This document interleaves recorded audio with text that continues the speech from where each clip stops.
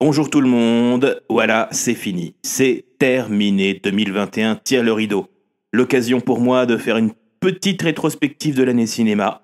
Quel film m'a surpris, quel film m'a étonné, quel film m'a bouleversé. Et ben vous le saurez tout de suite dans ce premier épisode spécial de The Podcast Network. Vous avez fait comment pour entrer dans le cinéma? C'est parce que je connais l'ouvreuse. Je voyais de la culture, mais c'est rien que de l'herbage. C'est pour le cinéma ou la télé? C'est à moi que tu parles? C'est pas faux. Y'a personne là-haut! Y'a personne là-haut! Cher, quand on s'intéresse à une culture, on en apprend la langue. Avec le canon d'un flingue entre les dents, on ne prononce que les voyelles. Et on se retrouve ici, chez nous, pour l'enregistrement de ce podcast spécial Top 10 Cinéma 2021. Et je reçois exceptionnellement 2 personnes qui vont réagir au film du Top 10, qui vont nous donner leur avis, qui vont nous dire les films qu'ils ont aimés et peut-être, pourquoi pas, les films qu'ils ont détestés. Alors, je reçois El Matador, le lover de Besançon. J'ai nommé Rafou. La flamme. Je ne pourrai jamais partager ce podcast si on m'appelle comme ça. C'est impossible. Et je reçois aussi le Peaky Blinders du pauvre. J'ai nommé Augustin. Bonsoir, content d'être là, dans cette invitation très spéciale, vu qu'en plus c'est chez moi, donc c'est vraiment très spécial, quoi, vraiment. Alors, on va parler cinéma pendant 1 heure. Vous êtes prêts ? Oh oui. Ou 1 heure, Facile. 1 heure ou 2, il n'y a pas de temps, j'ai l'impression. Alors, je vous explique comment va se dérouler le podcast. Déjà, on va discuter un petit peu des films que vous avez aimés. Ensuite, on passera au top 10 cinéma 2021. Et à la fin, on fera une petite rétrospective, pourquoi pas, des films qui nous ont un petit peu déçus. Ça vous va comme ça ? C'est parfait, ouais, on est parti. Alors, je commence par vous. Est-ce qu'il y a des films, lors de cette année 2021, assez prolifiques, je dois le dire, qui vous ont plu, qui vous ont étonné, qui vous ont surpris ? Augustin ? J'y vais du coup, ouais. Bon, on verra du coup sur le top 10, mais c'est vrai que moi, il y a plusieurs films que tu as notés qui, pour le coup, sont pareils, pour moi, c'est des coups de cœur. Il y a Dune. Dune, c'était le film que j'attendais de l'année. C'était le film que je voulais voir, c'est le film que j'ai vu. Pas de spoiler sur le top 10, s'il te plaît. Non, mais c'est pas un spoiler, mais je pense que la grande majorité des gens, quand même, s'attendent à voir Dune sur le top. Il y a eu aussi, du coup, Matrix. Matrix, je suis un très grand fan de la trilogie. Pas comme les autres gens qui arrêtent pas de dire oui, il y a que le 1 qui est bien. SOS Fantôme, c'est un film qui vraiment, moi, m'a touché beaucoup. Pas de spoiler, mais du coup, il y avait pas mal de choses qui m'ont fait que j'avais les larmes à l'œil. Et toi, Raphaël, est-ce qu'il y a des films qui t'ont étonné cette année ? On verra dans le top 10 après, mais tu l'as pas évoqué, mais il y a quand même un film qui est quand même qui était attendu depuis très longtemps, qui a été repoussé et tout. C'est quand même 007. Ah oui, Qui a quand même tout à fait. été un petit peu, je dirais, largement oublié. Alors, il n'a pas été oublié, il sera dans une catégorie très spéciale du top 10, qui s'appelle les déceptions. D'accord. On s'y attendait, du point de vue Valentin, on s'y attendait, c'est une déception pour lui. C'est pas une grande déception, c'est un énorme film. Et je spoil un peu, mais moi, Bac Nord, qui est quand même un film français, les films français qui sont bons, il n'y en a pas beaucoup. Non, je vais en parler aussi, t'as raison. On n'en compte pas beaucoup. Et un truc qui m'a vraiment déçu, c'est Spider-Man. Je trouve ça compliqué. Eh ben merci. Donc on va partir directement sur mon top 10 cinéma, le top 10 de Val Cinéma, le bien nommé, on va dire. Alors, pour vous situer un petit peu comment je travaille, comment j'aime les films, en fait, vous allez retrouver dans mon top 10 des films qui sont dans à peu près tous les top 10 cinéma, mais j'ai quand même mes goûts, mes envies, les choses que j'apprécie, les choses qui me font rire. Et donc, il y a forcément des choses que vous verrez nulle part ailleurs. On commence du coup avec le numéro 10 qui est un ex-aequo. Je sais que ça plaît beaucoup à Augustin. Non, ça déplaît justement. C'est pas tant que je suis pas contre le principe de mettre des ex-aequo, c'est que connaissant ton top 10, je trouve qu'il y a beaucoup d'ex-aequo cette année. Mais oui, mais j'aime pas faire un plus de top 10. Top 10 pour moi, ça doit se limiter à 10. Et quelques ex-aequo, ça fait pas de mal. Dans ce cas, pourquoi tu fais pas de section mention honorable? Mais je fais pas de section mention honorable. Il fait que des déceptions. Il fait que la section déception. Voilà. Donc le top 10, 10 ex-aequo, Matrix Resurrection, Matrix 4 de Lana Wachowski. Et aussi Nomadland de Chloé Zhao. Alors Matrix 4, est-ce qu'il a encore besoin de le présenter, la suite de la saga Matrix qui a révolutionné le genre de la SF au début des années 2000 ? Ouais, un film assez impertinent, perturbant, drôle parfois, et surtout un vrai manifeste de son auteur, Lana Wachowski. Et de l'autre côté, donc Nomadland de Chloé Zhao, avec sa bourrette d'Oscar, meilleur film, meilleur réalisateur, meilleure actrice pour Frances McDormand, qui est un film qui m'a vraiment ému, notamment par son actrice principale, mais aussi par la beauté des cadres, la beauté des images. Alors, est-ce que vous voulez en savoir plus sur ces deux films ? Si vous voulez pas, vous me le dites tout de suite. On est là pour ça, hein, après. On est là pour ça, mais honnêtement. moi, là, ça fait 10 ans qu'on attend la suite du Matrix. Non, effectivement, on peut encore attendre 2 minutes pour Matrix, du coup. Hein. Mais alors, effectivement, du coup, moi, par exemple, ce film-là, je ne l'ai pas vu. Comme je me faisais la réflexion tout à l'heure, du coup, mais effectivement, c'est bien elle qui a fait le dernier Marvel, donc Les Éternels, c'est ça ? Oui, c'est elle qui a réalisé Les Éternels, qui est sorti assez récemment. Donc, bon, moi, je l'ai pas vu, ce film-là dont tu parles, mais au vu de ce que j'ai pu voir dans Les Éternels, qui est au moins une porte d'entrée sur son cinéma, on peut dire que visuellement, déjà, elle a quelque chose de très stylisé, de très naturel. Elle a un travail sur le corps, elle a un travail sur la nature au niveau de la caméra, elle a un travail en décor réel, ce qui, selon moi, est important et surtout trop peu utilisé ces derniers temps. Est-ce qu'on pourrait dire que ça se rapproche un peu de Terrence Malick ou pas du tout, en termes d'ambiance visuelle ? Alors, pour ceux qui connaissent pas Terrence Malick, je resitue, c'est un réalisateur culte qui a réalisé notamment La Ligne Rouge, qui a eu la Palme d'Or pour The Tree of Life. C'est un cinéaste qui filme beaucoup de plans de nature. Il n'y a pas toujours beaucoup d'histoires, mais ça filme le monde d'une façon très particulière. C'est un cinéaste que j'adore. Alors, elle peut s'en rapprocher, notamment sur sa façon de filmer la nature. Mais cela dit, je trouve Terrence Malick beaucoup plus virtuose dans tout ce qu'il fait. Non, là, on reste quand même assez collé au personnage. Il y a une histoire. On suit donc le personnage de Fern, interprété par Frances McDormand, qui, après la crise des subprimes en 2008, perd son travail, perd sa maison et qui décide donc de parcourir les États-Unis à la recherche de travail dans son minivan. Elle rejoint tout un tas de personnes qui font comme elle, qui vivent dans leur van, qui parcourent les routes. Le film tient surtout pour son personnage très attachant. Il n'est pas misérabiliste, on tombe pas dans un quotidien sordide. Non, c'est un film qui est plein de lueur, plein de beauté. Peut-être, et c'est là mon bémol, on ne voit pas assez le côté social du film, puisqu'on parle quand même de personnes qui ont tout perdu. On n'aborde pas du tout ce sujet, on est vraiment dans une quête personnelle de liberté. Et c'est ce que j'ai beaucoup aimé dans le film, en plus de son actrice principale, qui est, comme toujours, puisque Frances McDormand, c'est 3 Oscars de meilleure actrice, un pour Les Panneaux de la Vengeance, un pour Fargo, et donc un aussi pour Nomadland. Elle est toujours fabuleuse. Elle est toujours fabuleuse. Et donc on passe à Matrix Resurrection de Lana Wachowski. Alors là, Augustin, tu l'as vu. Raphaël, tu ne l'as pas vu, je crois. Ouais, mais moi j'ai des choses à dire sur Matrix. Ah, bon, c'est bien, du coup, on n'aura pas une discussion. C'est un de film sens. qui est super intéressant, mais qui en même temps tout ce qu'on attend et tout ce qu'on n'attend pas. C'est-à-dire qu'elle prend son concept de Matrix, c'est Lana Wachowski qui a réalisé les 3 premiers Matrix. Là, elle y revient un peu forcée, je pense. D'ailleurs, c'est très clairement dit dans le film. Je pense pas que Matrix 4 vous devez être fait. Elle le fait par amour pour ses personnages et elle le fait en disant vous vouliez ça, et bah ça sera pas ça. Et puis si ça vous plaît pas, c'est pareil. Et c'est vraiment ce que j'ai aimé dans le film. C'est-à-dire cet humour à froid, cet humour méta, où plusieurs fois on nous dit qu'on est dans un film qui est dans un film qui est dans un jeu vidéo. Ça, c'est quand même assez exceptionnel. Il y a peu de films à gros budget, peu de films avec cette ambition qui arrivent à te donner ça à l'heure actuelle. Non, et puis surtout, Lana Wachowski, c'est Wachowski ou Wachowski ? Wachowski. Déjà, de base, les 2 réalisatrices, du coup, les 2 sœurs, avaient quand même déjà pas mal pour ambition avec les anciens films de mélanger du coup le genre du jeu vidéo, de l'animation, de la BD, du film, avec ne serait-ce que les animatrix, même les jeux vidéo qu'ils ont créés dans l'univers de Matrix, qui déjà eux-mêmes mélangeaient aussi des scènes des films, qui sortaient.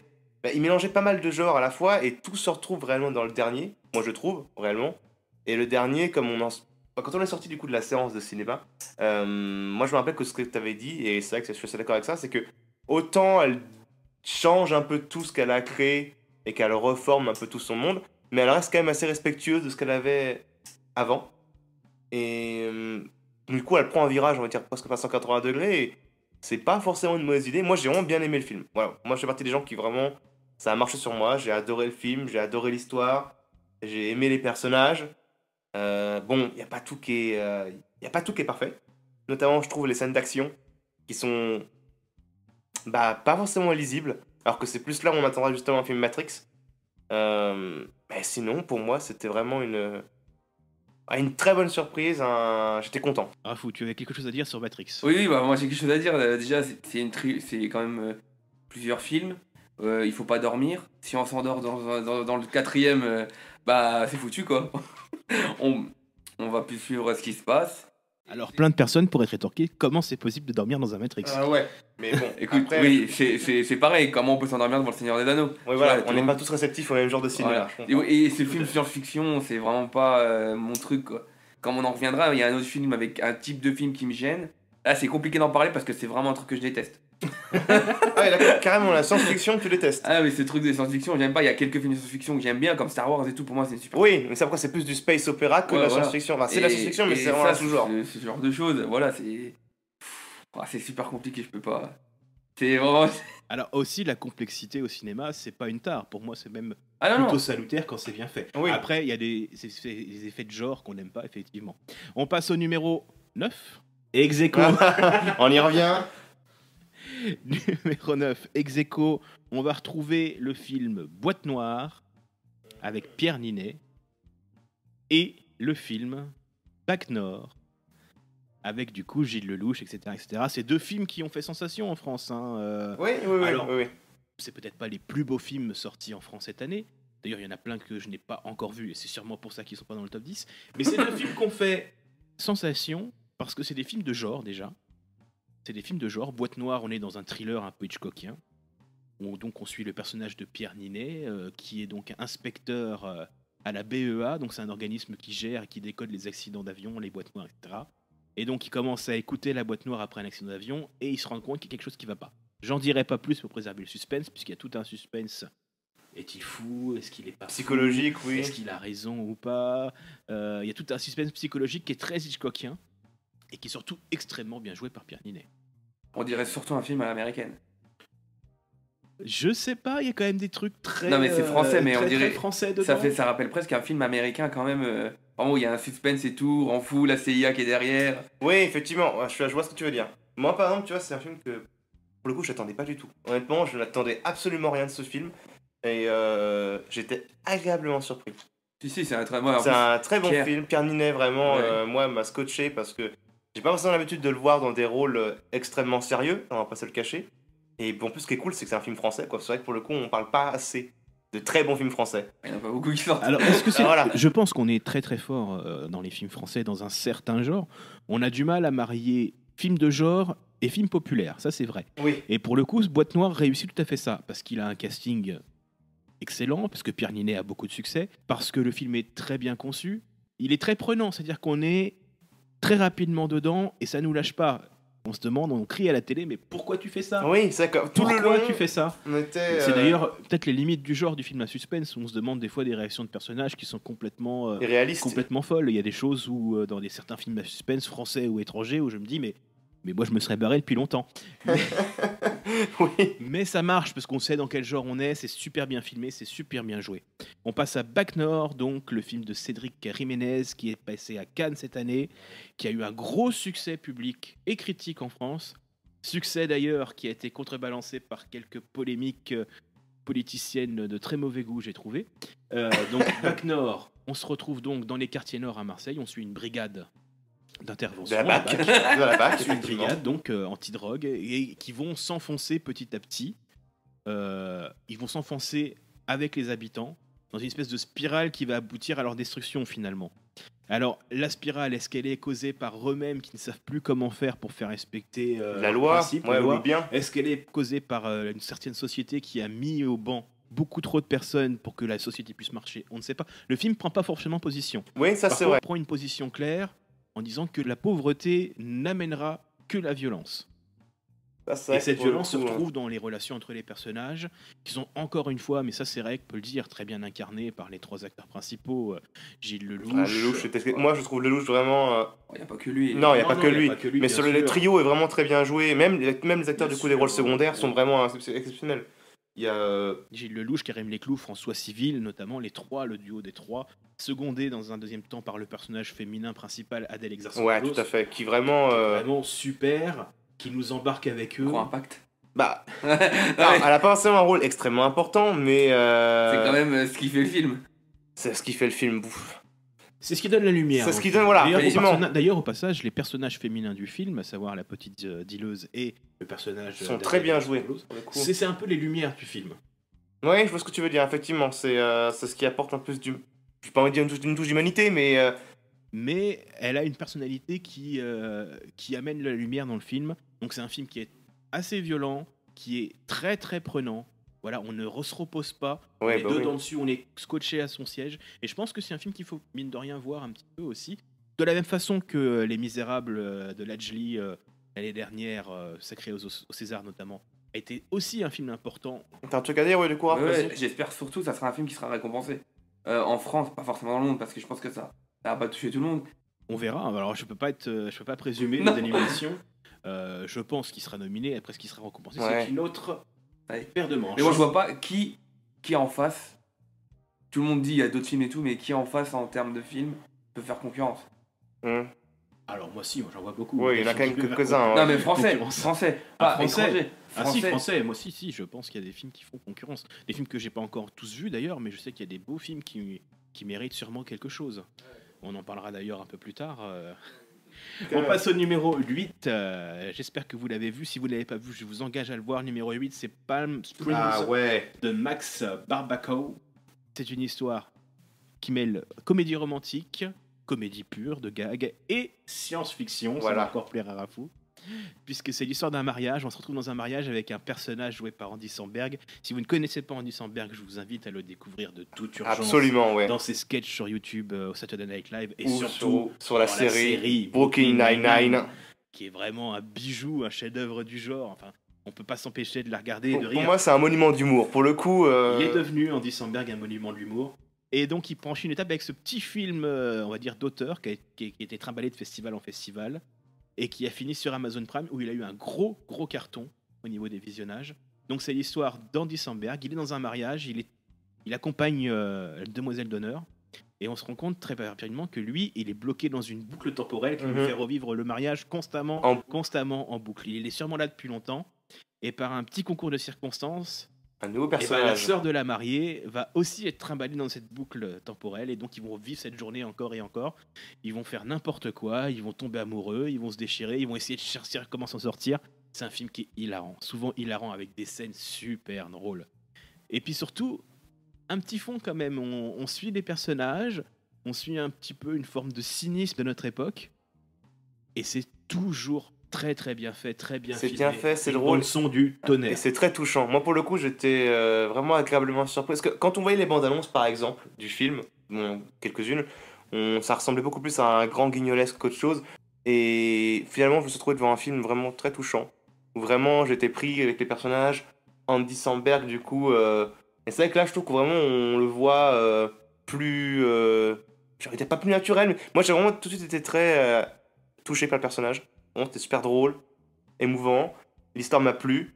L'histoire a été rigolote aussi. C'est vrai que le principe tout bête d'une boucle temporelle, bah, ça paraît rien, mais en fait, finalement, ça permet un mensonge de débilité quand même dans le film. On va pas divulgacher comme on dit, mais il y a vraiment des passages. Il y a des hilarants passages qui où sont ils font hilarants. n'importe quoi.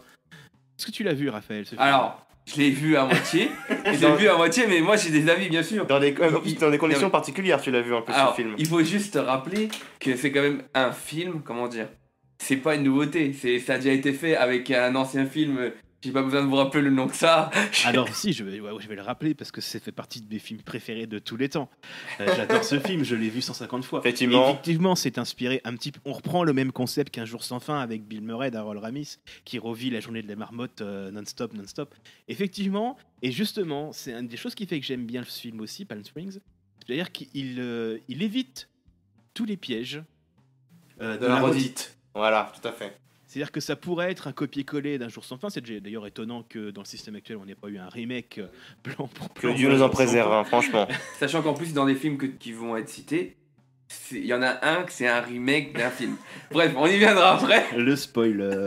Et donc, du coup, ce que je voulais dire, c'est vraiment très drôle. Et c'est surtout deux bons personnages qui ont vraiment une alchimie entre eux, quoi. Donc, qui s'entendent bien, qui font des bons trucs. Et il y a de l'humour et du romantisme. Ça, c'est un de mes types de films favoris où il y a humour, romantisme. C'est vraiment Oh, le Mon lover. type de film. Le lover, Rafou. Non, mais je suis assez d'accord avec Rafou. Moi, c'est aussi mon type de film que j'apprécie beaucoup. Hein. Et surtout, beaucoup disaient, ça a été mis sur Amazon, et ça n'a pas été mis au cinéma, et beaucoup disaient, si c'était passé dans les trucs cinéma, ça serait passé genre à 23h, ça serait peut-être passé à la trappe, parce que c'est un film qui est peut-être pas aimé par tout le monde. Alors c'est un sujet, je pense, pour un autre podcast, la place du cinéma, on va dire, indépendant dans les salles maintenant. Est-ce qu'il vaut mieux aller le voir en salle? Est-ce qu'il vaut mieux qu'il ait une exposition en salle? Ou est-ce qu'il vaut mieux aller le voir chez soi? Peut-être qu'il ait un vrai succès d'estime.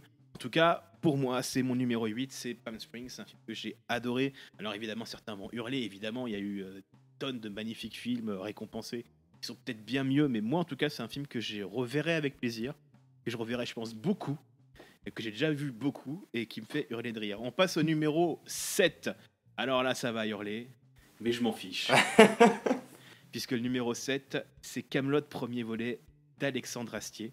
Kaamelott. Le numéro 7, c'est Kaamelott. Ça a été l'événement ciné français. On l'attendait, vraiment. On l'attendait, des millions de gens l'attendaient. Et je dis 10 millions parce que c'est vérifié, vu qu'on est presque 3 millions à être allés le voir au cinéma. Des avant-premières exceptionnelles dans des salles pleines.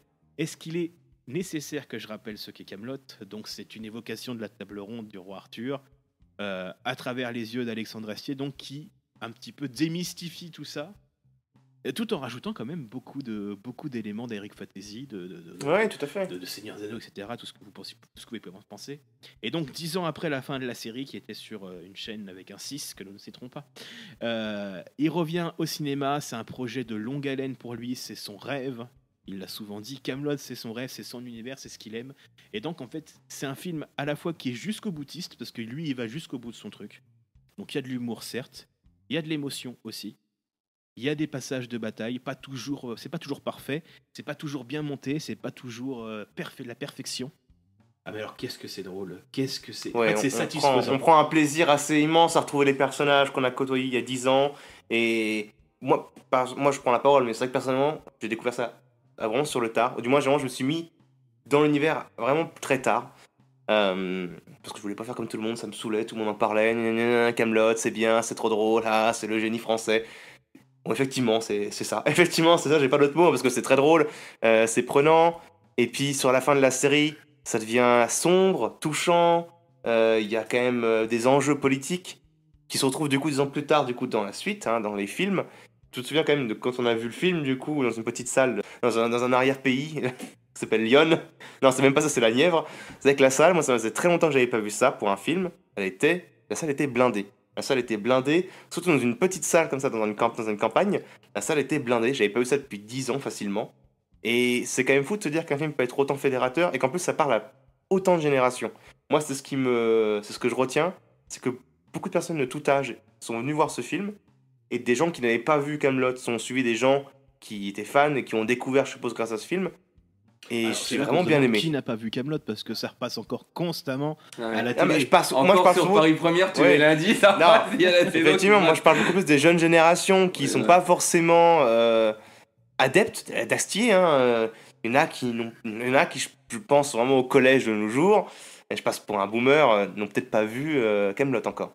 Non, mais Oui, sans doute, il y a Oui, non, plein mais de gens qui n'ont pas encore c'est vu quand même un Kaamelott. bon film. Après, pour critiquer quand même le film, Ah oui, je trouve quand même que, sans avoir vu, comment dire, la série, je trouve que c'est compliqué de se lancer dans le premier volet Kaamelott. Sachant qu'il y a quand même des histoires, des choses, on va pas spoiler, mais il faut quand même, je trouve, avoir vu certaines séries, sachant que la saison 5 de Kaamelott, elle est pas non plus top, parce que... La saison 5, tu parles de celle qui se passe à Rome. Ouais, tu sais, à Rome, sur la fin, où il est en train de mourir, je trouve que c'est pas... Alors, moi, je suis pas du tout d'accord. Ça y est, on commence. Pour moi, c'est la 2, la 3, c'est des bonnes saisons, ça, où il s'engueule et tout, voilà, c'est... Alors, moi, j'aime tout, Kaamelott. J'aime toutes les saisons. Alors, effectivement, il y a des épisodes moins drôles que d'autres, mais il y a aussi beaucoup de moments très très forts. Enfin, moi, quand je pense à Kaamelott, il y a souvent une scène qui me revient, c'est une scène du livre 4 ou 5, où Arthur va dans une petite maison et il se rend compte que c'est son père adoptif. Et c'est une scène d'une tension et d'une émotion incroyable. Son père adoptif, celui qui l'a recueilli quand il était petit, est joué par Guy Bedos, qui nous a quittés. C'est une scène fabuleuse. Et c'est ça, Kaamelott. Il y a beaucoup d'émotions et beaucoup de rire. Et dans le film, il y a aussi 2-3 scènes d'une émotion folle, notamment la scène de la tour, pour ceux qui l'ont vu ils sauront de quoi je parle. La scène de la tour est Mhm, magnifique, tout à fait. avec une musique. Voilà, je sais que je vais avoir l'air de Tu viens depuis ton temps. Ouais. Mais savoir que Astier est... complètement fou d'Astier. Je suis complètement fou Mais d'Astier. Astier fait tout en plus. Enfin, en général, il est aussi compositeur, Alexandre Astier, il est écrivain. La musique qu'a composé Alexandre Astier, elle est fabuleuse. C'est un écrin pour le film. Voilà, qui avec beaucoup de défauts, un dernier tiers qui est beaucoup haché, beaucoup trop haché dans son montage. Mais je m'en fous parce que Kaamelott, c'est aussi ça. C'est une déclaration d'amour aux fans, le film de Kaamelott d'Alexandre Astier, autant qu'une déclaration d'amour d'Astier envers ses personnages. C'est ça que j'aime. On voit tout l'amour qu'il porte à Perceval, on voit tout l'amour qu'il porte à son Arthur, à Guenièvre, etc. Ça fait un plaisir de fou de les retrouver. Mhm. Et maintenant, on n'a qu'une hâte, c'est de voir Kaamelott Le deuxième volet. Je pense que déjà, au moins, le film brille du fait que il a fait venir beaucoup de gens en salle.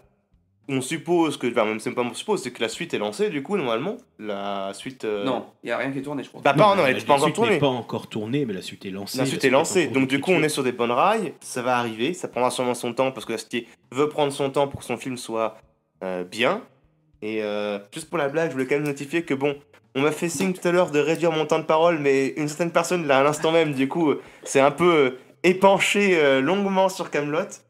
Et non mais Kaamelott, vraiment moi, très content d'avoir vu le film, hâte de voir la suite. Écoute, si tu ne réduis pas ton ton de parole, tu seras coupé au montage et puis Eh c'est bah, tout.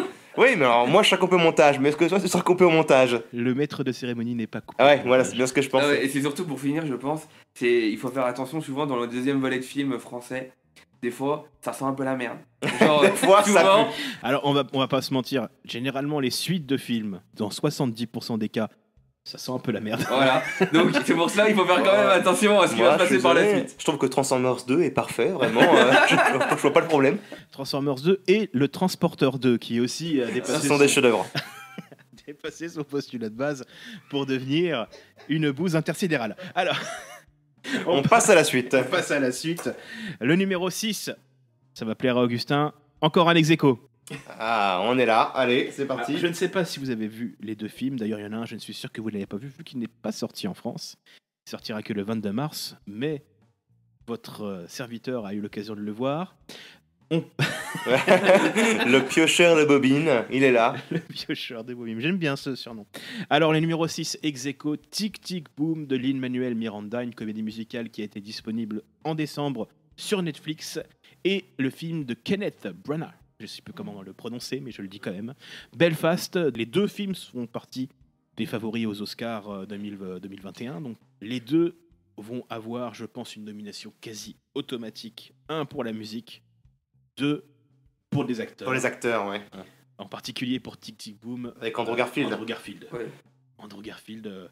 Alors, je ne sais même pas par où commencer pour exprimer toute mon admiration envers ce monsieur qui a sorti des compositions magistrales ces dernières années. Bon, moi par contre, Tic Tic Boom, c'est ça, oui, donc on le dit comme ça. Je l'ai pas vu en entier. Voilà, je l'ai pas vu en entier. Pourtant, effectivement, ça avait l'air d'être un très bon film. Moi, Andrew Garfield, pour le coup, je suis très fan aussi. Hein. C'est vrai que je trouve qu'il campe, par exemple, un très bon Spider-Man dans Amazing Spider-Man 1. Je l'aime beaucoup dans le film, j'ai oublié encore le nom du film. Pareil, du coup, après la crise des subprimes, où il va essayer de trouver du travail dans... C'est 99 Home. C'est ça, 99 Home, qui, moi, pour le coup, est un film que je trouve excellent. Très dur. Pour le coup, je le trouve personnellement très dur. Et ça, par exemple, aussi dans Oxon Ridge, ou plutôt, du coup, en France, c'est Une tueur à point. Alors, n'en dis pas trop, on va quand même résumer un peu. Non, voilà, le mais film. Andrew Garfield, pour moi, c'est Alors, quelqu'un, il faut savoir j'apprécie beaucoup cet acteur. Et tu m'arrêtes si je me trompe, c'est l'adaptation d'une histoire vraie de Larson. Effectivement. Jonathan Larson, effectivement. Qui était une personne qui cherchait à écrire une comédie musicale, qu'on a écrit une dans un premier temps, qui n'a pas tellement marché au niveau national, juste local. Et donc il a travaillé pendant 9 ans dans un petit café new-yorkais. Et au moment où il a écrit sa pièce qui allait faire un énorme succès, il est mort d'une rupture D'anévrisme. Alors effectivement, hein, donc c'est un film. Alors c'est un film qui brouille les pistes parce qu'en fait c'est à la fois une comédie musicale, c'est l'adaptation de la comédie musicale de Jonathan Larson qui s'appelait Tic Tic Boom. C'est à la fois un biopic puisqu'on raconte l'histoire de Jonathan Larson et aussi on passe au-delà de la comédie musicale de base quand on évoque la suite de son histoire.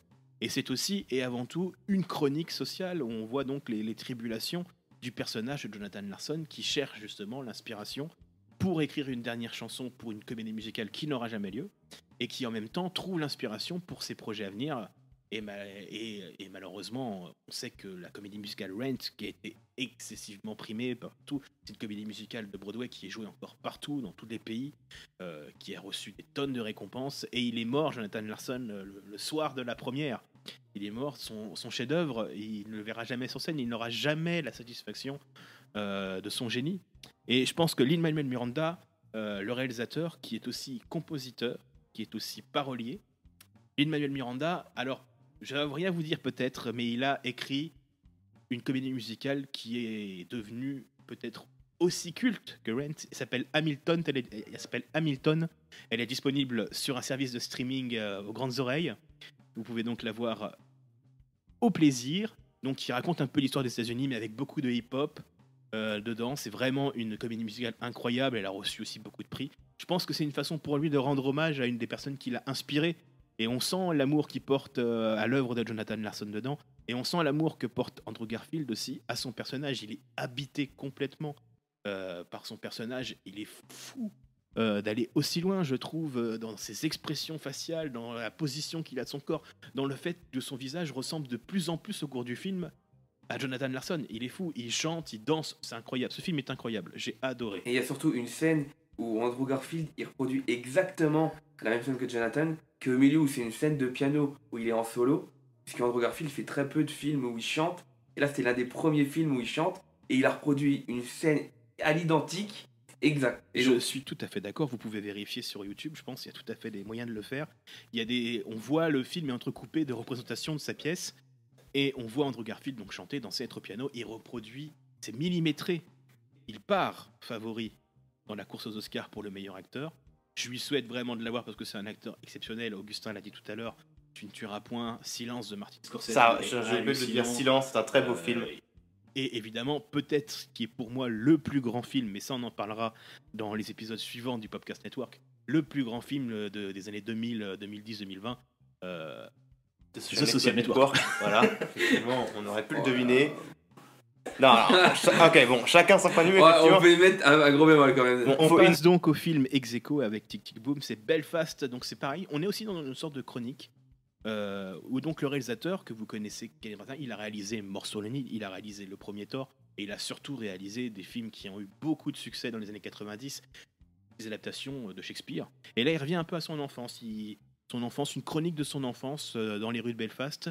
Donc en Irlande, pendant que l'Irlande subit les assauts et les émeutes des catholiques contre les protestants. Et donc on le suit, lui, enfant, voir sa famille, le regard qu'il porte sur sa famille, sur ses grands-parents, et surtout le regard empreint de tristesse parce qu'il sait au fond de lui, Kenneth Branagh le sait bien sûr puisqu'il est parti après de Belfast, ils sont allés en Angleterre, et lui il sait qu'il va bientôt devoir les abandonner. C'est un film en noir et blanc avec des petites touches de couleur, qui est très très très très beau. Alors effectivement, c'est peut-être pas le chef-d'œuvre de tous les temps, mais c'est un film qui est très très beau, très très sincère, très très touchant. La musique tient un rôle important dans le film, et d'ailleurs la musique tient un rôle important généralement dans tous les films que j'ai, puisque on ne peut pas dissocier le cinéma de la musique. Ce sont deux arts qui vont ensemble et qui pour moi sont indissociables. Je crois que vous ne l'avez pas vu. Absolument, je n'ai pas vu ce film. On a passé les moyens pour faire ça. Il n'y a que moi qui ai vu ce film dans cette pièce. Je vous conseille de le voir quand il sortira. Il sortira le 22 mars en France. On continue. Est-ce que vous êtes chaud pour continuer? Ah, mais là, on avance au fur et à mesure. Moi, je suis bouillant. Le numéro 5. On repasse sur un film français. C'est Le Discours de Laurent Tirard, film français, avec l'acteur Benjamin Laverne de la comédie française, messieurs, dames. Alors, pour vous faire le pitch rapidement, le film se passe un petit peu dans la tête du personnage principal. Le personnage principal vient de se faire larguer, il envoie un SMS à sa copine et il attend désespérément une réponse. Il attend une réponse alors qu'en plus il doit aller à un repas de famille. Et donc on alterne entre les pensées du personnage principal pendant tout le film, qui dure à peu près 1h30, les situations du dîner. Ce film-là pour moi il est aussi haut parce que Benjamin Laverne est un acteur exceptionnel. Pour ceux qui peuvent le voir sur scène à la Comédie Française, vous le savez déjà. Et là, il porte le film à lui tout seul. C'est lui, le film. Il est à la fois en train de discuter avec des personnages et à la fois on entend ses pensées au fur et à mesure. Tout le film se passe un peu dans sa tête. Et il est très très touchant parce qu'il dit aussi pas mal de choses sur la façon de se comporter en société. Parce que des fois, on vit quelque chose et on pense des choses qui sont à milieu de ça. C'est un super beau film, très très bien réalisé. Je vous conseille de le voir. Il nous fait beaucoup rire. Il nous fait un petit peu pleurer sur la fin aussi. Alors, Et c'est un je film crois touchant, que Augustin, tu l'as vu notamment. Oui, alors effectivement, j'ai vu moi ce film. Bon, déjà, Benjamin Laverne, effectivement, c'est. Sans lui, je pense que le concept du film ne tient pas. Parce que vraiment, c'est lui qui donne le ton, l'allure, le panache. Et il y a des scènes qui, moi, m'ont fait hurler de rire, des scènes qui font penser à des actions qu'on commet tous. Hein. Moi, c'est pas vraiment un spoiler, mais il y a une scène, moi, qui m'a fait mourir de rire sur les signes astrologiques, où il va décider, dans un élan d'inutilité et d'attente, de prendre son cahier, un livre où il y a du coup des signes astrologiques, et puis du coup voir qu'est-ce que ça annonce pour le futur. Même si personne n'y croit, même si lui n'y croit pas, tout le monde le fait. Tout le monde fait ça, et tout le monde se dit, mais c'est complètement con. Le gars qui a écrit ça, c'est complètement débile. Et il y a une scène qui tourne autour de ça pendant 5 minutes, et moi, ça m'a fait hurler de rire. Cette scène-là me fait hurler de rire, mais en même temps, c'était plus sur une scène qui tourne autour d'un arbre, il me semble. Je n'en dirai pas plus. Tu n'en diras pas plus. Est culte. La scène de l'arbre est très plus. culte. Et non, effectivement, le film m'a fait mourir de rire. C'est aussi la scène où il parle lors du repas de famille du discours du père, qui du coup va dévier dans des millions de trajectoires pour atteindre la fameuse histoire de un jour il a vomi sur un autostoppeur. C'est des choses qu'on vit un peu tous. C'est des scènes, c'est des choses qu'on vit tous finalement. Dans des repas de famille. Et c'est vrai que là-dessus, il est très très fort parce qu'il met des choses communes. La sœur qui offre toujours une encyclopédie à son frère depuis des années. Ou la petite honte de l'enfance qui ressurgit sans cesse avec le fameux sapin qui coupe en SVT. Qui ressemble à... Il doit couper un sapin pour Noël et il se foire complètement. Et le sapin ressemble plus... un phallus. Un phallus qu'autre chose. Et sa mère est tellement dans le non-dit ça fait 15 ans qu'elle a accroché le sapin en forme de phallus dans la cuisine. C'est quelque chose de terriblement drôle. Et le film est terriblement drôle, je vous le conseille. Donc, Le discours de Laurent Tirard. Petit mot, Rafou, pour savoir. Bien sûr, petit mot. Oula. Est-ce que tu as vu le film déjà? Alors, j'ai vu aussi un peu le film. Ah. Donc, évidemment, franchement, c'est pas souvent que des films français sortent comme ça. C'est souvent les Américains qui sont amenés, on va dire, à faire ce genre de truc où il y a un réel, il y a une pensée derrière. C'est pas souvent, voilà. Mais c'est surtout que ça amène vraiment une tâche d'humour et surtout un côté drama, parce qu'il faut se le dire. Il y a beaucoup d'humour, mais derrière, quand on analyse un petit peu les phrases qui sont dites, on peut quand même voir qu'il y a quand même des trucs qui sont assez de tristesse. Ah oui, non, il y a une tristesse sous-jacente au personnage qui est dans sa condition d'attente. Il pense avoir perdu l'amour de sa vie. Ou en tout cas, ce qu'il considère être l'amour de sa vie, il est dans l'attente. Ça le rend des fois souvent pitoyable d'ailleurs. Mais comme nous-mêmes, on peut être pitoyable dans ces situations-là. Oui, mais je trouve que c'est un beau film, ça a beaucoup d'humour. Comme j'ai dit, j'aime bien les films où il y a de l'humour, où il y a un peu de romantisme. Voilà, il y a beaucoup moins de romantisme, mais je trouve que c'est un beau film. Donc voilà. Il donne vie à ses pensées directement en face de la caméra, avec un mouvement aussi simple que nous on ouvrira une porte, lui il ouvre une porte et on tombe directement dessus. C'est tout bête, mais ça marche. C'est vrai qu'il y a des scènes comme ça qui marchent. Et moi j'étais conquis. On passe directement au numéro 4 du top 10. Alors là, on passe à un gros morceau. Un gros morceau, c'est-à-dire que je ne sais pas si le film est un chef-d'œuvre. Ce que je sais, c'est que je l'ai adoré. Ce que je sais, c'est qu'il est important. Et ce que je sais, c'est qu'il y a Leonardo DiCaprio et Jennifer Lawrence à l'intérieur. Je parle du film qui est sorti le 24 décembre sur Netflix, qui s'appelle Don't Look Up d'Adam McKay. C'est un film exceptionnel à plus d'un titre parce que non seulement il est drôle, mais en plus il est terrifiant. Il y a des films d'horreur qui m'ont fait moins peur que Don't Look Up. Pour vous situer l'histoire, on est donc de nos jours. Et une astrophysicienne, jouée par Jennifer Lawrence, découvre une comète. Et son collègue, Leonardo DiCaprio, en faisant des calculs, se rend compte que la comète arrive sur Terre.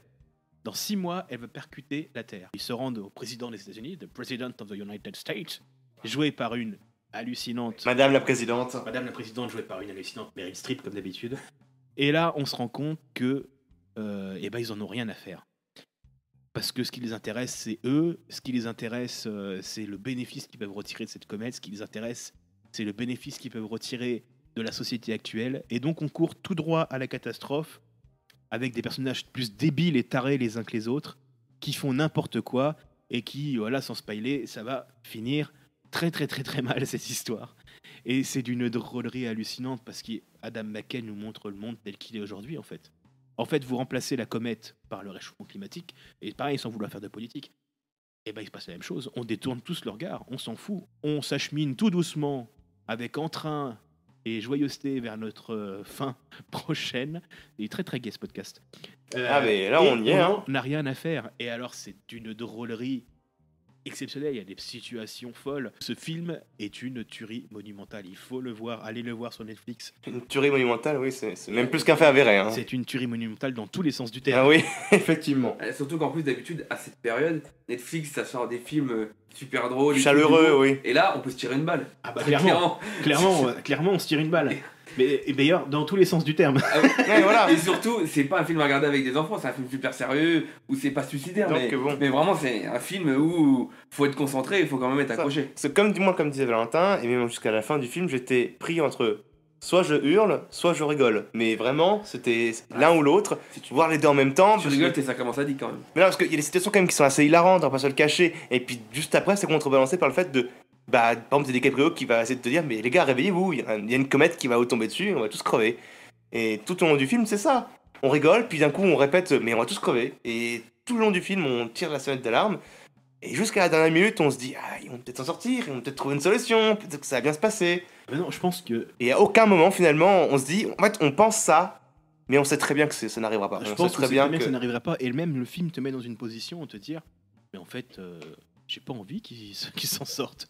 C'est-à-dire que sans spoiler, à la fin, il y a un événement où ils décident, au lieu de détruire la comète, ils veulent en profiter et envoyer des drones pour forer à l'intérieur, pour prendre tous ces petits matériaux dont on a besoin pour nos téléphones portables. digne d'un plan des Et plus. On se dit, ils sont tellement débiles, on est tellement débiles qu'on mérite de crever en fait. Et le film est donc terrible pour ça, mais aussi terriblement drôle. Comme tous les films d'Adam McKay d'ailleurs, qui sont aussi terribles souvent, mais terriblement drôles. Je pense à The Big Short qui revient sur la crise des subprimes avec Steve Carell. Moi, c'est un de mes films préférés. The Big Short, pour le coup, j'adore énormément ce film, mais je trouve qu'on n'en parle pas assez. Et aussi son film précédent, donc avec Christian Bale, Vice, qui revient sur la vice-présidence de Dick Cheney, donc vice-président de George W. Bush, un film aussi à voir. Je vous le conseille. Ils étaient d'ailleurs tous les deux dans mes top 10 des années précédentes, ces deux films. Celui-là est à la 4e place. Je vous le conseille. C'est vraiment exceptionnel à voir. Pour rire, mais pas que. Et même, surtout pour pleurer, je pense. Est-ce que tu l'as vu, Raphaël, ce film ? Non, parce que je voulais pas me tirer une balle à Noël. Je peux comprendre. Don't Look Up d'Adam McKay, donc c'est sur Netflix actuellement. On passe au numéro 3. Ex-Aequo. Non mais C'est là que ça devient c'était pas annoncé comme ça. C'est le moi. dernier Ex-Aequo. Alors Ex-Aequo, c'est le dernier duel de Ridley Scott sorti cette année qui a fait un four monstrueux en salle, et de French Dispatch de Wes Anderson qui est sorti pendant Cannes, qui a été diffusé à Cannes. Alors deux films qui n'ont rien à voir. Absolument pas. Mais que j'ai adoré pour des raisons tout à fait différentes. Le dernier duel, donc, c'est un film avec Matt Damon, Ben Affleck, Adam Driver et Jodie Comer, donc qui revient sur une période médiévale. Alors Non. il faut savoir que déjà c'est Riley Scott qui Réalisé. l'a Pas la même réalisé. chose. C'est une femme qui l'a coécrit. Justement, on va y revenir, c'est très important. Et du coup, il faut savoir que ce réalisateur va justement écrire le prochain Napoléon. Alors effectivement, normalement, il doit réaliser prochainement, j'espère très rapidement, parce qu'il est quand même plus tout jeune, Ridley Scott, un film qui s'appelle Kid Bag, qui on revient sur l'histoire de Napoléon, avec Joaquin Phoenix dans le rôle de Napoléon. Joaquin Phoenix, si vous ne le connaissez pas, si vous le connaissez, vous l'avez sûrement vu dans le Joker. Et donc pour continuer, donc c'est aussi on peut le comparer à un autre film qui a été fait bien en avant qui s'appelle Les Duellistes. Donc C'est son premier film, Ridley Scott, Les Duellistes. je l'ai pas dit pour rien. Donc pour rappel, en fait justement le dernier duel, c'est en fait 3 visions de 3 personnages différents. 3 personnages 3 différents. points de vue, oui. Le film est divisé en 3 points de vue. Donc, le point de vue du mari, le point de vue de la femme et le point de vue du violeur. Violeur présumé, mais violeur quand même. Mais violeur quand même. Et donc le film est une reconstitution historique qui reprend l'histoire vraie du dernier duel judiciaire qui a eu lieu en France. Et donc c'est un film qui est très très puissant, très très bien filmé, comme toujours avec Ridley Scott, c'est précis, c'est carré. La reconstitution est sublime, on a l'impression d'y être. Et justement, je pense que ça fait écho à énormément de choses de l'époque actuelle, notamment de la vision qu'on a des victimes de viol, de harcèlement sexuel, dont on ne croit pas forcément la version, dont on ne croit d'ailleurs quasiment jamais la version, et ça c'est terrible. Et de voir les deux personnages principaux masculins, leur version des choses, et de finir par, en quelque sorte, je pense, la vérité. Et finir par détester les deux, tout à fait. C'est une vision de la masculinité extrêmement bien foutue, extrêmement bien écrite par Ben Affleck et Matt Damon, et leur co-scénariste, oui. Et ce qu'il faut savoir, c'est justement cette co-scénariste, elle a déjà travaillé avec justement certains acteurs qui sont présents dans le film. Moi, je vous encourage à aller voir ce genre de film. En tout cas, je vous encourage à le regarder le plus vite possible. C'est pour une fois que je suis d'accord avec toi, c'est vraiment un film qui doit être dans le top 3. J'aurais quand même avant, désolé, je me suis retenu, j'ai retenu mon frein, mais j'aurais beaucoup à dire sur ce film. Désolé, messieurs. Et là, ça va être On va pas compliqué. faire tout long parce que je crois qu'on est déjà à 1h30 de podcast. Oui, mais bon, écoutez. Il y aura de la coupure. Il y aura de la coupure, j'en suis d'accord. Mais c'est quand déjà, même, pour finir, c'est quand même un film très long, il dure 2h30. c'est un film qui dure 2h30, Donc, faut c'est quand très même long, s'accrocher. et ça va être aussi long que mon intervention, je suppose. Non, c'est un film que j'attendais beaucoup, moi, le dernier duel, parce que j'aime beaucoup Ridley Scott, j'aime beaucoup sa filmographie, Alors bon, pour resituer, hein, pour ceux qui nous écoutent, qui ne sont pas forcément au fait de ce qu'il a fait, Ridley Scott, c'est Alien. déjà. Ridley Scott, c'est Blade Runner. Excusez-nous du Ridley peu. Scott, c'est Gladiator. C'est Kingdom of Heaven. C'est Kingdom of Heaven. C'est Seul sur Mars. C'est C'est des dizaines et dizaines de films. C'est La Chute du Faucon La Chute du Noir. Faucon Noir, voilà. C'est un réalisateur culte avec des films aux qualités variables. Des fois, c'est vrai que beaucoup lui reprochent d'avoir ces dernières années réalisé des films bien moins bons, encore que ça se discute. Mais c'est un réalisateur culte, en tout cas. Et effectivement. Donc moi, c'est un film que j'en attendais beaucoup.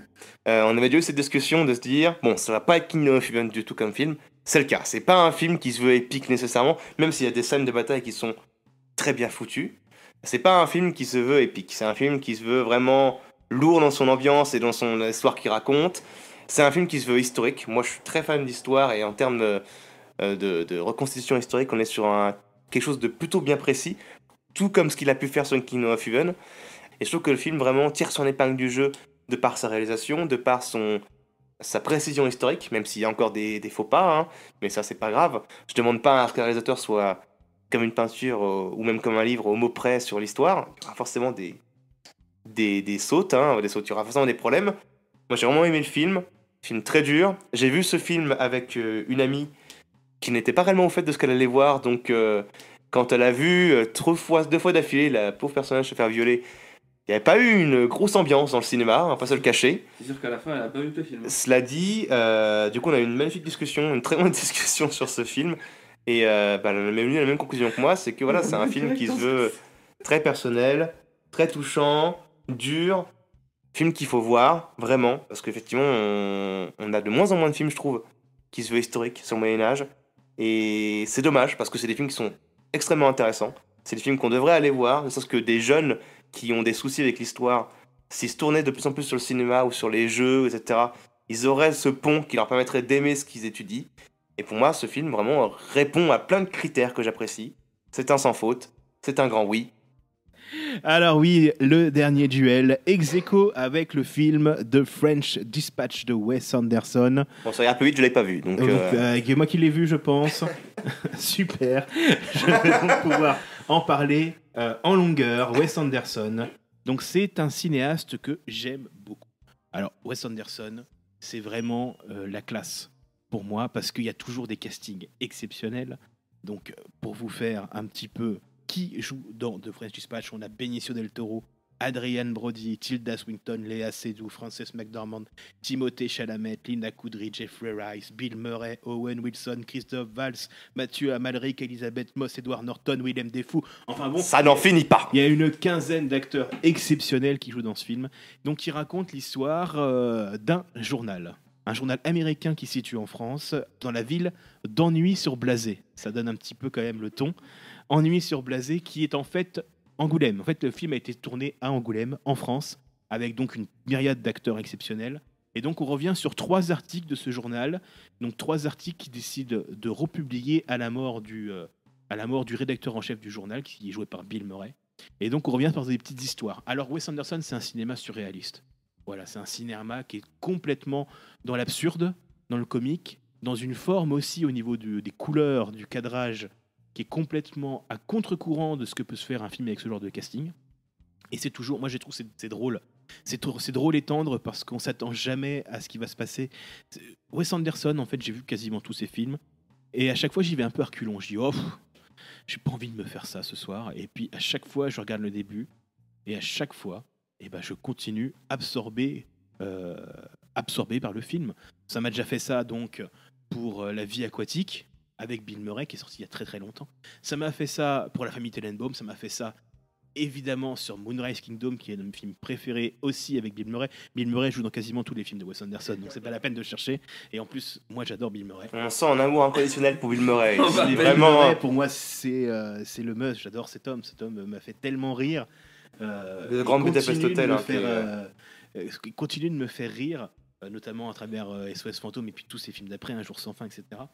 Et donc on suit du coup 3 histoires distinctes, une qui se situe en prison, où on suit un peintre complètement fou, schizophrène, qui peint donc sa gardienne de prison, jouée par Léa Seydoux. Léa Seydoux que d'habitude je n'apprécie pas tant que ça, mais alors que j'ai trouvé sublime dans ce film. La deuxième partie de l'histoire se situe pendant mai 68, où on suit les tribulations d'une journaliste et d'un jeune leader charismatique un petit peu fou, joué par Timothée Chalamet. Timothée Chalamet, c'est son année de toute façon. Timothée Chalamet, il a explosé tous les records. Un film exceptionnel. Alors, c'est pas d'aujourd'hui qu'il est exceptionnel, Timothée Chalamet. Il a une personnalité à lui, il a surtout un visage et un corps que personne d'autre n'a. Très apprécié par ces dames, à ce qui paraît. Moi, j'apprécie surtout son talent. Il est exceptionnel.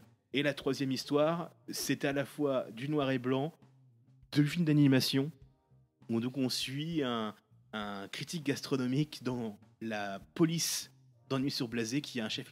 Je vous conseille d'aller voir ce film, c'est surréaliste, ça n'a aucun sens. Et pourtant, si, ça a du sens, parce qu'on suit un petit peu l'admiration qu'a Wes Anderson pour le milieu de journalisme. Cette admiration qui continue de le faire rêver à chaque fois. Il nous apporte du rêve dans cette histoire. Voilà, The French Dispatch, c'est incroyable, des décors magnifiques. Vous pourrez sûrement les voir en allant visiter Angoulême. Et d'ailleurs, ça donne envie d'aller visiter Angoulême. Angoulême représente à tous nos auditeurs. Angoulême représente. Angoulême maintenant qui s'appellera Ennui sur Blasé. Voilà, c'était le numéro 3, le dernier duel de Ridley Scott et de French Dispatch de Wes Anderson. Il nous en reste 2 films à faire. 2 films. On y est presque. Le top 2. Numéro 2. Numéro 2, c'est simple. Le numéro 2, c'est facile. C'est Dune de Denis Villeneuve. Alors c'est pareil, on l'attendait. Tout le monde n'a pas mis Dune dans son top, quoique si, je crois qu'il figure dans quasiment tous les tops. Oh, majorité quand même. À différents stades. Moi, je le mets très haut parce que Dune de Denis Villeneuve, c'est un mastodonte. C'est un monstre, honnêtement. C'est un film. On l'espérait, on l'attendait.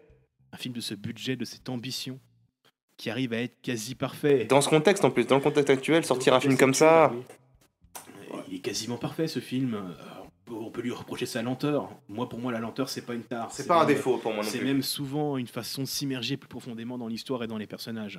Est-ce que j'ai besoin vraiment de vous résumer Dune ? Sinon, je pense même pas y arriver.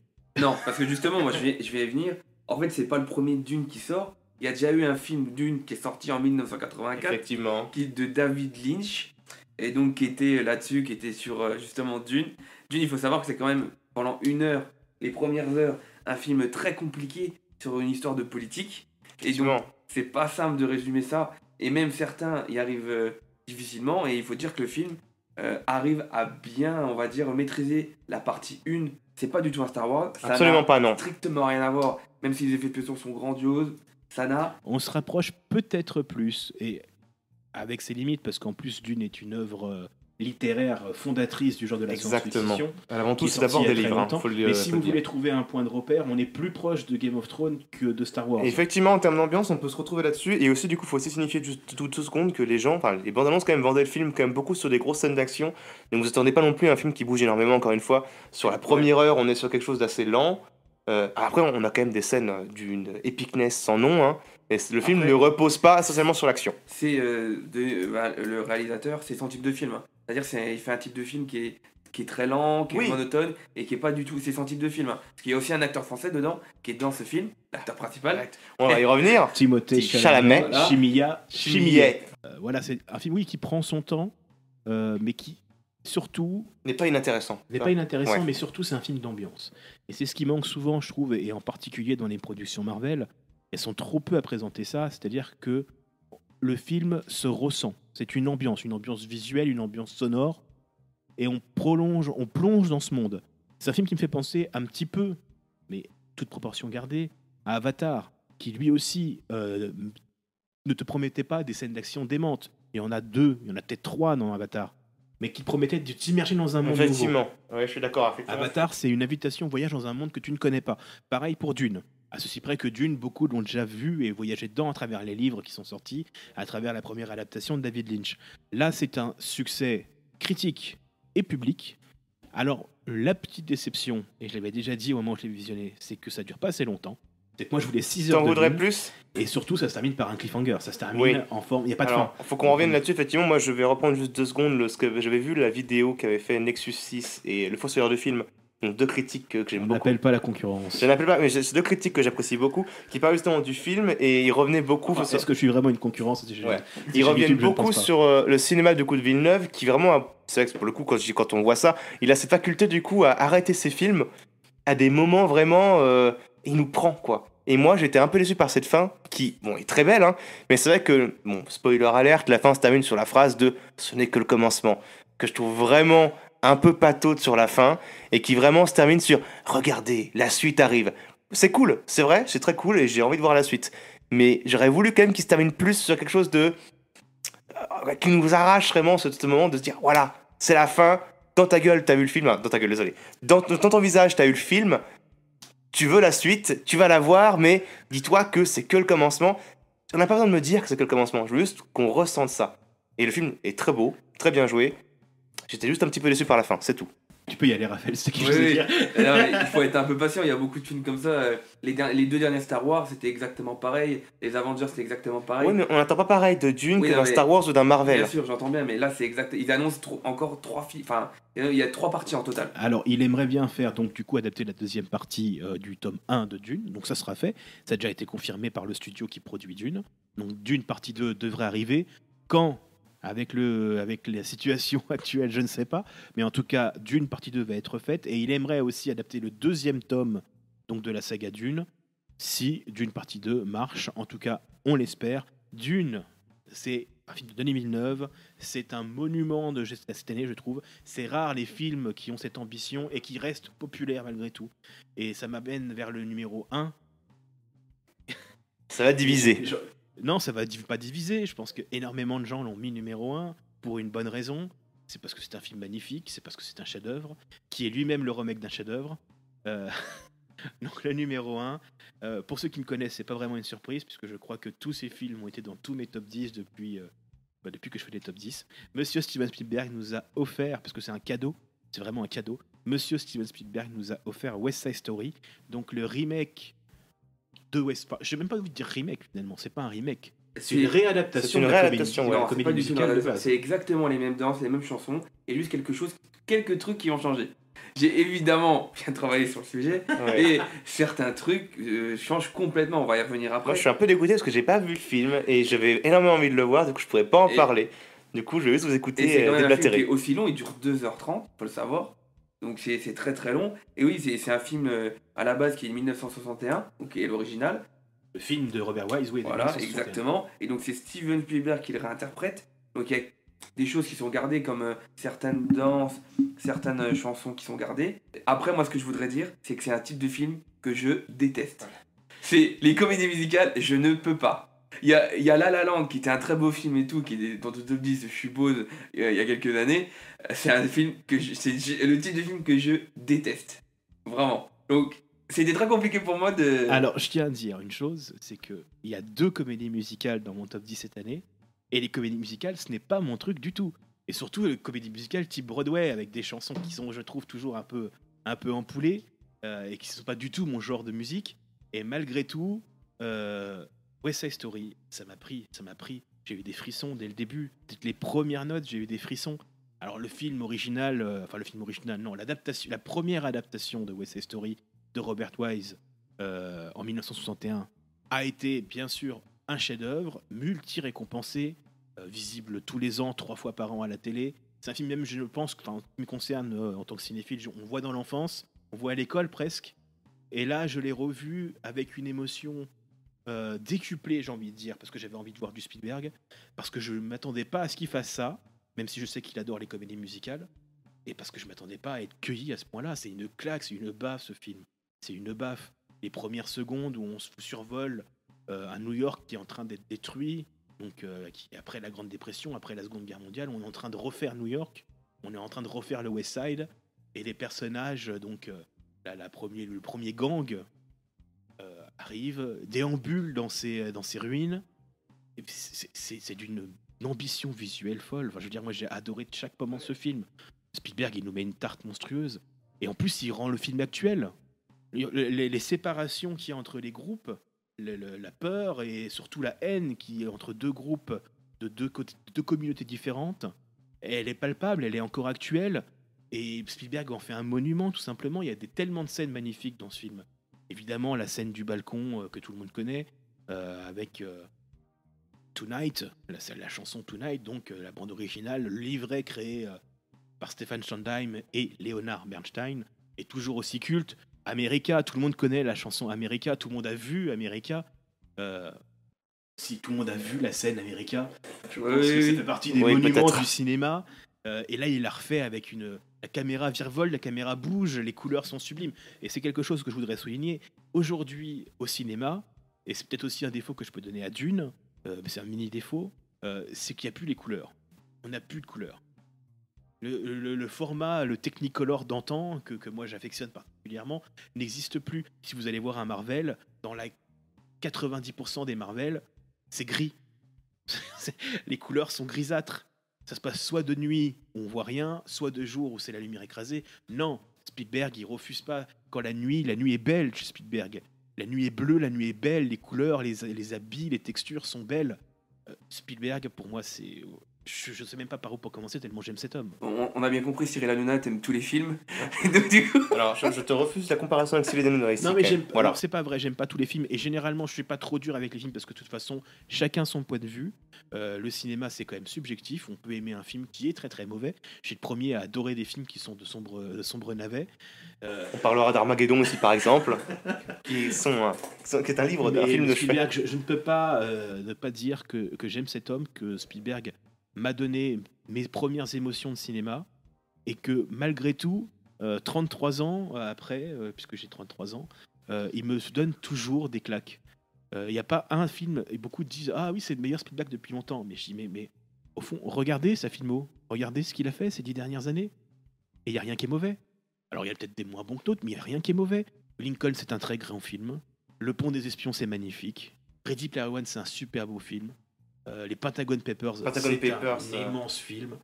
Il n'y a que des immenses films. Minority Report, La Guerre des Mondes, qui est un chef-d'œuvre dans son genre un aussi. Petit film, Jurassic Park, vraiment très peu connu. Mais... Jurassic Park, c'est dans les 90, c'est avant, on va dire que c'est dans la période la plus connue de Spielberg. Ouais, mais ça reste quand même encore une fois des films On peut citer, je n'ai même pas besoin de citer tous les films de Spielberg, qui sont tous fabuleux. Le Soldat Ryan, La Liste de Schindler, Indiana Jones, Jurassic Park, Le Rencontre du troisième type, E.T. Ah bon, cet homme m'étonne à chaque fois. Et surtout, j'y vois dans West Side Story un manifeste aussi, et le top 10 tourne beaucoup autour de ça.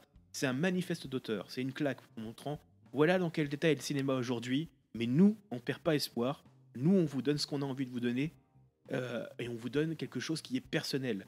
Et Spielberg a réussi du fond de son enfance, que je pense que ce film lui vient du fond de son enfance, une de ses premières émotions musicales et cinématographiques. Il nous donne, tiens, ça c'est ma vision. J'ai réussi, à 74 ans, j'ai réussi à vous donner quelque chose qui est personnel et qui est magnifique. Alors voilà, j'espère que ce top 10 vous a plu.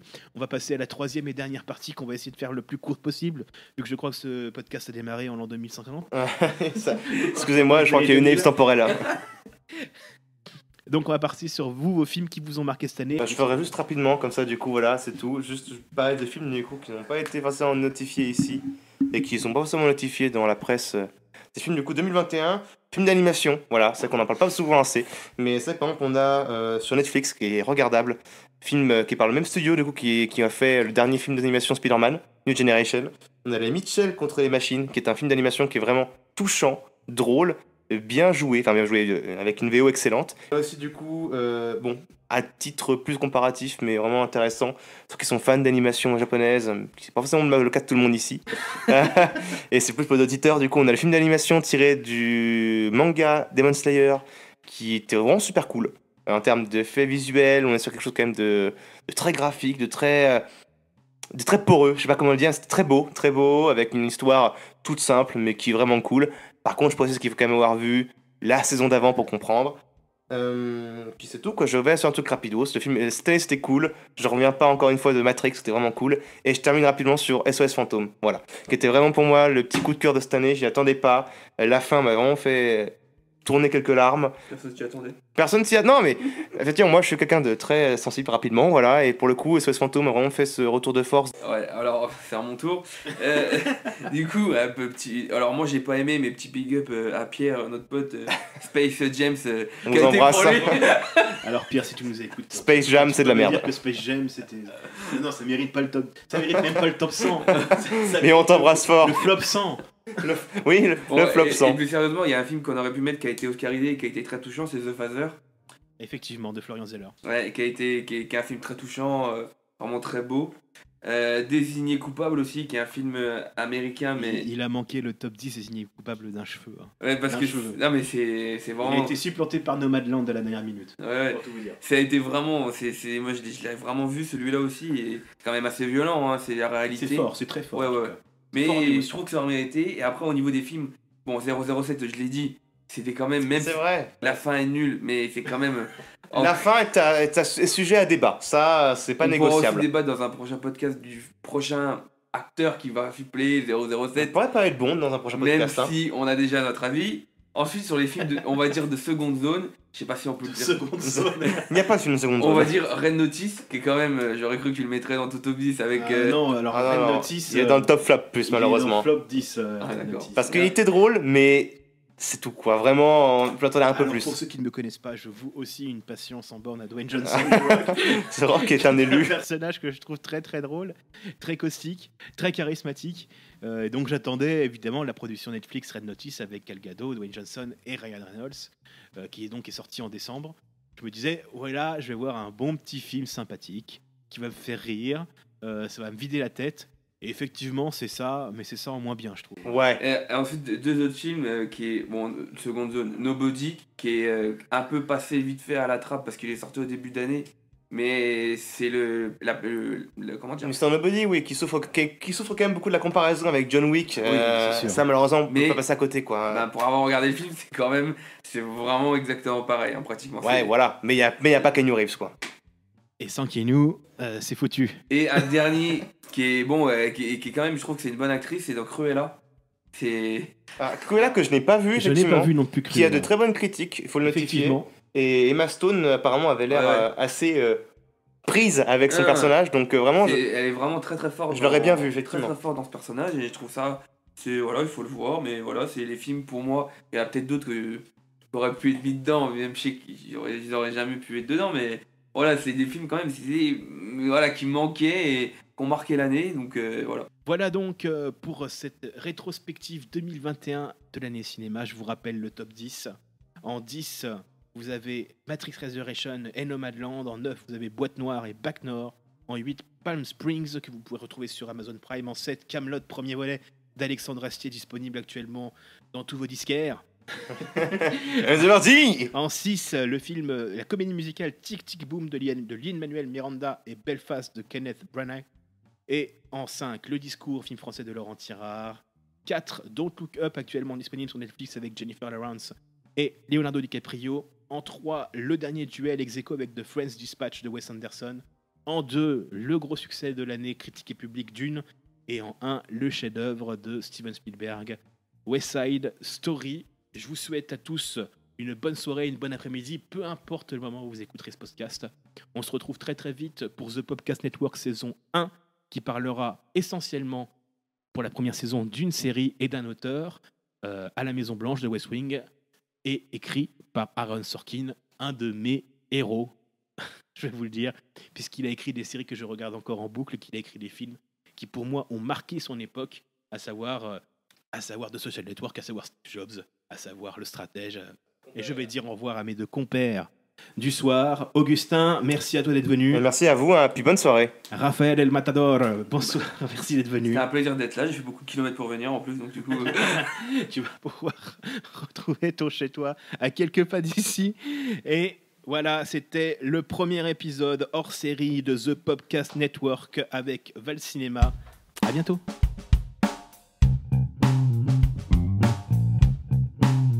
Vous Vous avez fait comment pour entrer dans le cinéma? C'est parce que je connais l'ouvreuse. C'est pour le cinéma ou la télé? C'est à moi que tu parles? C'est pas faux. Ma chère, quand on s'intéresse à une culture, on en apprend la langue. Je voyais de la culture, mais c'est rien que de l'hervage. Avec le canon d'un flingue entre les dents, on ne prononce que des voyelles.